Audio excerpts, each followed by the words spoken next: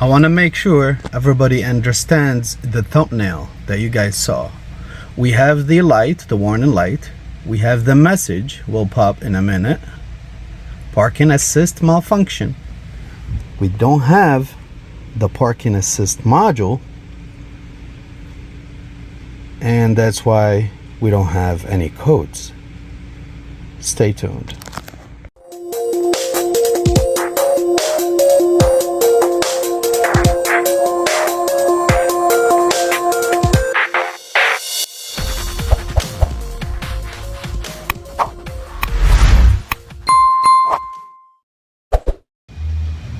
Good day, viewers. Welcome back to Dallas Auto Diag. I'm already halfway in this situation. I found something weird. I wanted to share it with YouTube. Hopefully nobody get confused or get stuck in a situation like this.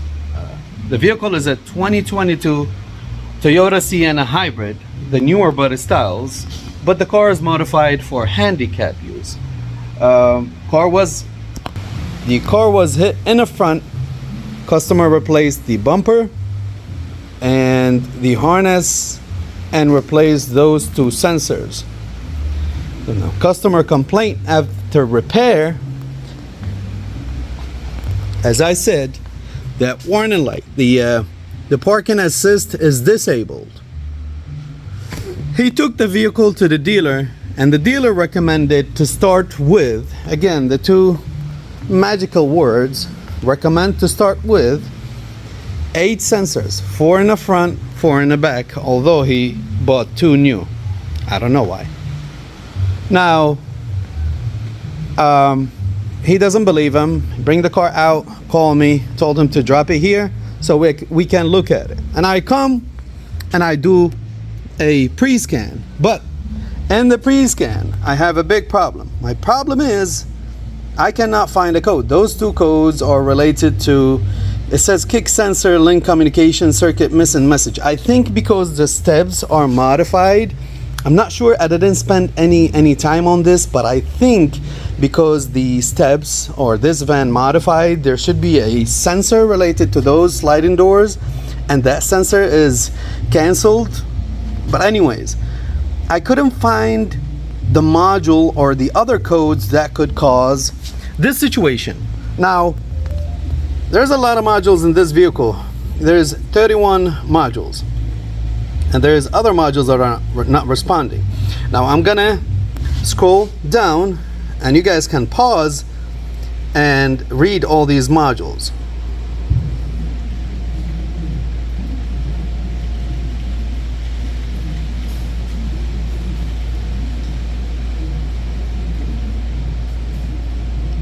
Don't worry about my highlight. This is the end of the responding modules. Okay, this is the end of it. And none of these modules is possible that it refers to this issue. As I said, I already started on the car and it was last night. So next what I did, I tried to go to some of these modules that might have relation with the parking sensor. For example, the front radar or the let me tell you. Okay, so I started engine, no. Hybrid, no. SRS, no. Combination meter, I was hesitant, but I went over there. I looked at the live data and the active tests or the special functions. I just wanted to find something related to the parking sensors and nothing. I checked all the like the main body. I went over there. Sliding doors, no. Front radar sensor, yes, I went over there and I looked. Blind spots, I went there and I looked. This system, alert system, I definitely went there and I looked. Navigation, I went there and I looked.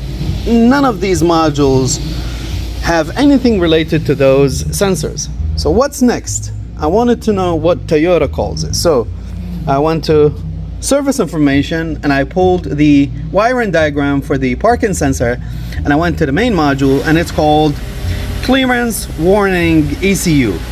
Now, I wanted to find this ECU. It's located behind the glove compartment. Let's go over there. Now, if you guys see, when we go to the settings, we won't be able to turn on or off the system. This should be where to turn it on or off, and it's disabled. So I removed what I had to remove to get to it. It is this green module right here, and this is the ground, the blue is the power, and we have some can high and can low comms. So what I wanted to do, I wanted to see what happened if I disconnect it. I wanted to see if any of these modules on my list will generate any codes that would lead me to know which module is responsible for this. Let me put the key on for the vehicle. I don't want it to be running while doing this. So disconnect it. I disconnected it, went back to my scanner and did a fault scan. Some other modules will be telling about the module, the missing module. Let's call it a missing module. And of course, more messages and more lights will be triggered on the cluster.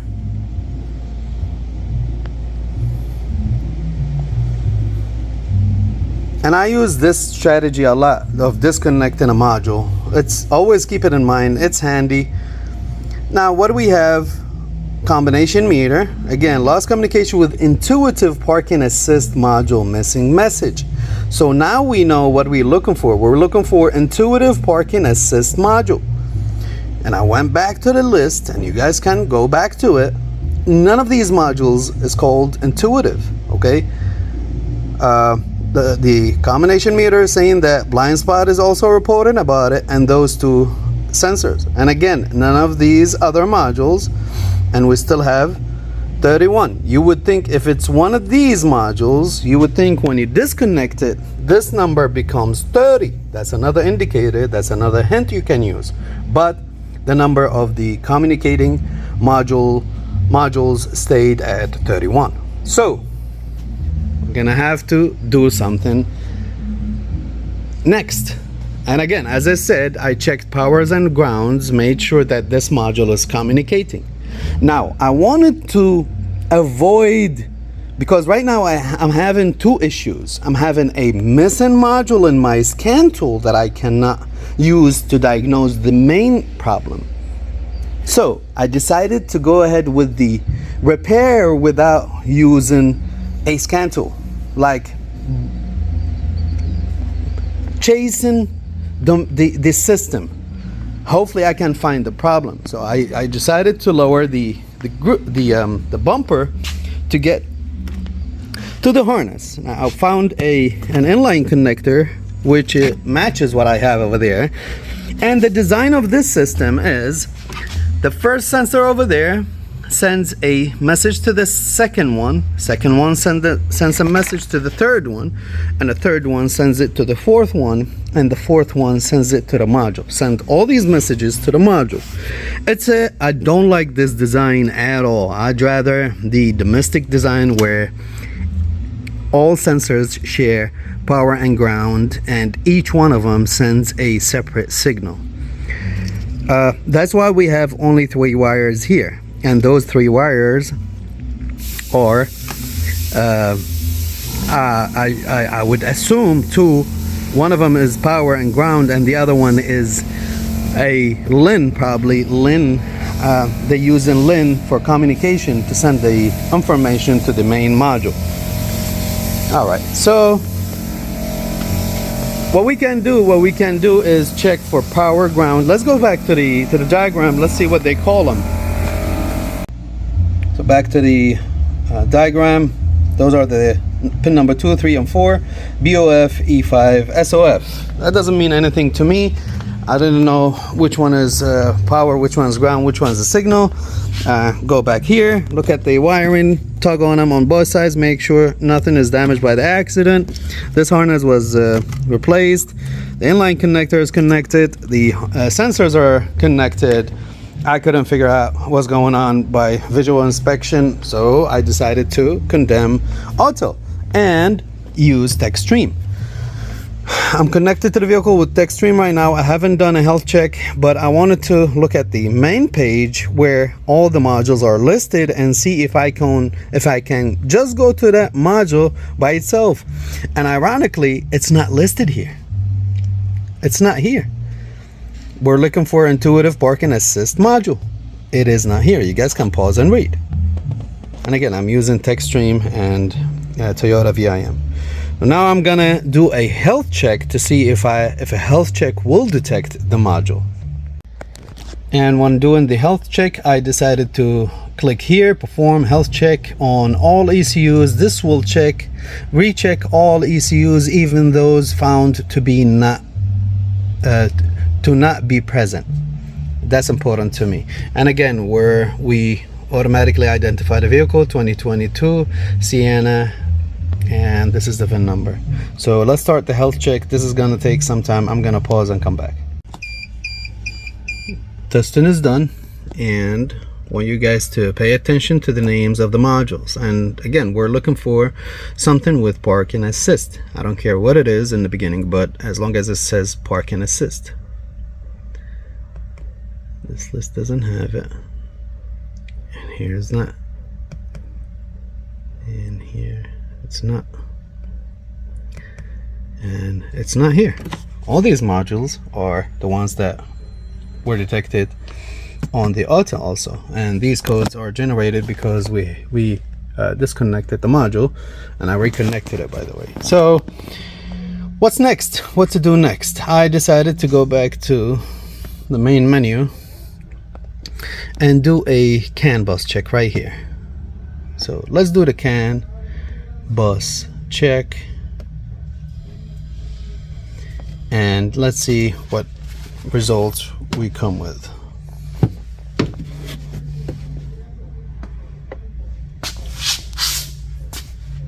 All right, so look what we have.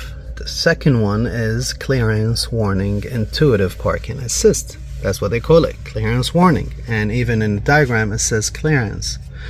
And the status is normal, okay? And it's on bus 1. We haven't looked at the CAN bus diagram yet. I was gonna, but I wanted to use this tool first. And if it was a no-com, then I'll go and pull up the information bus schematics and chase a no-com. But this proves that the module is, we know that the message proves that too, but this is an evidence by the software that something is going on with the software. And we all know that Autel copies from OEMs, or should I say steal. They steal from OEMs, so they stole the glitch in this software. Now here, when I decided I'm gonna pull the camera and record to share it with you guys, because what would you do next? I'm gonna give you guys a minute to think what would be the best next move. Again, we're dealing with warning light, warning message, but when we use OEM or non-OEM tooling or software, we cannot find the intuitive parking assist module. When we cannot find it, we cannot identify it, not because it's not communicating. It is communicating. The car is equipped with it. We have two evidences. The first one is that CAN bus test, and the second one is the messages on the dashboard. The car is upset about something on that module, yet we don't know what it is. Why? Because we cannot access the module. What would you do next? This is the last scan report on the Autel, and I decided to go to the Autel because if we can do it on an aftermarket tool, that means it's done on the OE. So what I decided to do last night is exit out and go Toyota.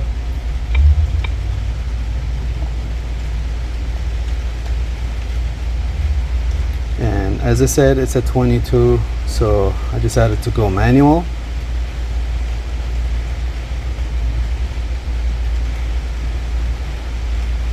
Still the same vehicle. It timed out.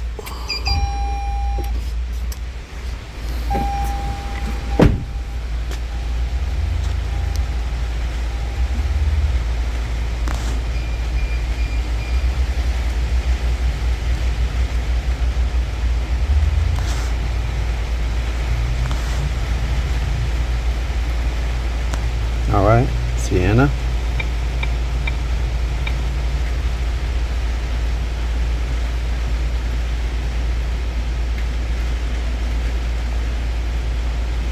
North America.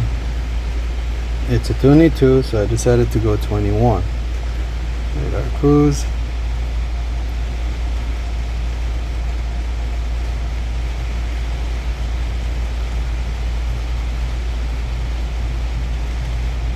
It's auto scan.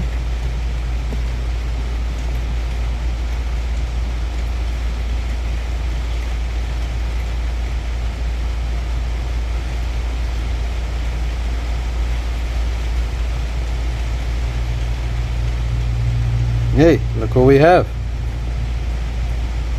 We have a module that has 4 codes. Who's that guy? Come on, 100% list. Hey, clearance warning module. And now we have codes to deal with.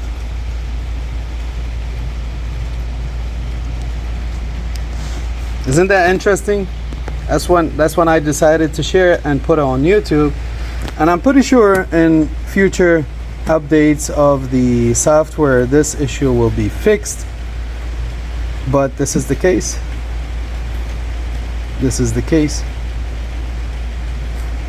Now we have the codes. Let's chase the issue and see what we can do. What I'm gonna do is I'm gonna delete all codes and start fresh. So the codes are gone. I cycled the key, put the car, started the car and put it on drive, on reverse, because these systems sometimes they're not activated until the car either on drive or reverse. So you have to activate them to be able to generate codes. And I rescanned the vehicle. I don't have any codes right now after I deleted them. Now one thing I noticed, and if you guys notice how many greens or more greens on the topology like before, and if we go to the list, look how many modules we have right now going by manual selection. 39. Before we had 31 modules and now we have 39, including our missing module, which is the where is it? Intuitive. I think I missed it. I'm pretty sure I missed it. Intuitive lane. Well, I know it's this guy right here.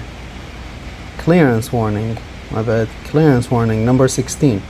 Pass no fault, but when it says ADAS, that means there gotta be a calibration done. Special functions. Now let's go to the ROB history codes and see what was. Yes, the engine is off, the key is on. We have 2 codes, X20C0 ultrasonic sensor front, ID not registered. Key cycle 2733 times, and X20C0 also ultrasonic front, ID not registered. Kilometers are different. I don't know if they changed one and then changed the other one. But again, what we're doing here, we're just looking at it. Date is 24/10, 18/10. Interesting. What is today? Today is. What is today?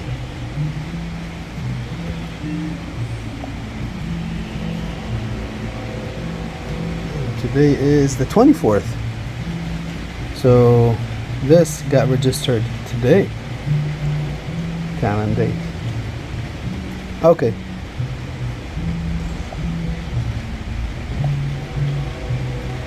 Exit. Yes. ECU calibration. Enable functional clearance warning. Contra. sensor parking support brake, setting the necessary clearance warning, ECU calibration, memorize vehicle information, registration sensor adjustment, and detect area of sensor, monitorize steering angle 0 point, remove part. I think the steering angle sensor has to be zeroed or straight. The steering is straight, wheel straight, and should be inflated to the proper pressure. I don't have any TPMS on the dashboard, and I don't see any of them. It has to be done on a flat surface, and that's why I'm doing it here at the shop. Function serves to make setting the necessary clearance warning, calibration of each replacement or remove component. Prefer okay, proceed. All right, here, what was replaced? Front sensor, select. That's it. We didn't replace anything in the rear. Next, key on, vehicle stop, steering wheel is centered, yes. That's it. Next.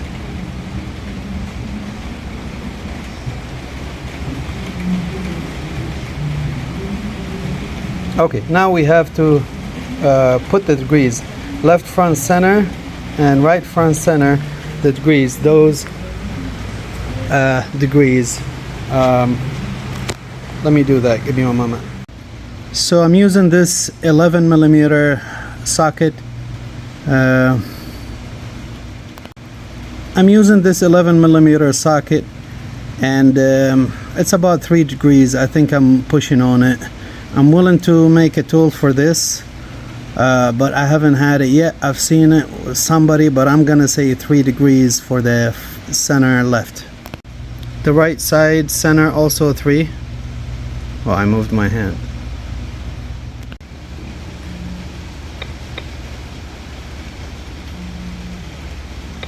Three, hit next. Now it's gonna ask us for the corner ones. Left front sensor, right front sensor. Side ones are 4, or about 4. And let's hit next. 3344, right. Calibration is completed. Data will not be displayed until a connection is reestablished. Information will be updated after reconnection of the vehicle. We do have a key on. Let's cycle the key, start the vehicle, and see if we have an active system. Did the key off, back on.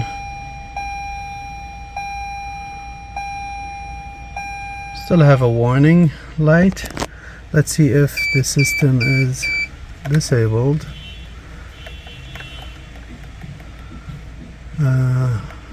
Okay, here we go. So it was off. I was able to turn it on before. You wouldn't be able to turn it on. There is nothing you can do. Even if you go in, I think the you can adjust the volume of the beep, but that wasn't happening also. Now let's see if the system operates, and it does. And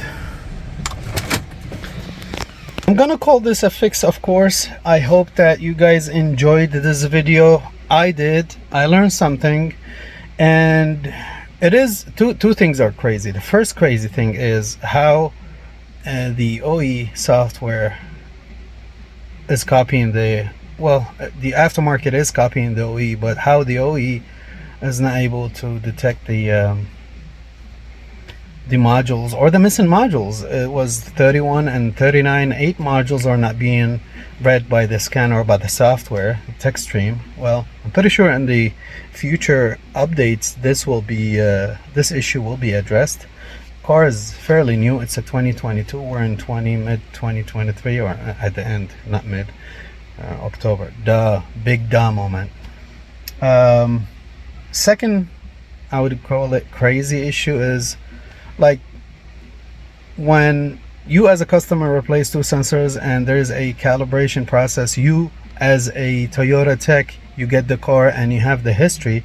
Customer told you the history of the repair, Why don't you just do the calibration and hand him the car? Why do you want him to spend money on 8 sensors? Like if they told him 6 sensors, I probably understand, but to change 8 sensors just because the car was involved in an accident, things don't go that way. I understand that dealers have to make money to pay their techs and employees and keep sending techs to training events, although they don't do it that much. I have a Toyota tech friends, and they're not the happiest techs on earth, but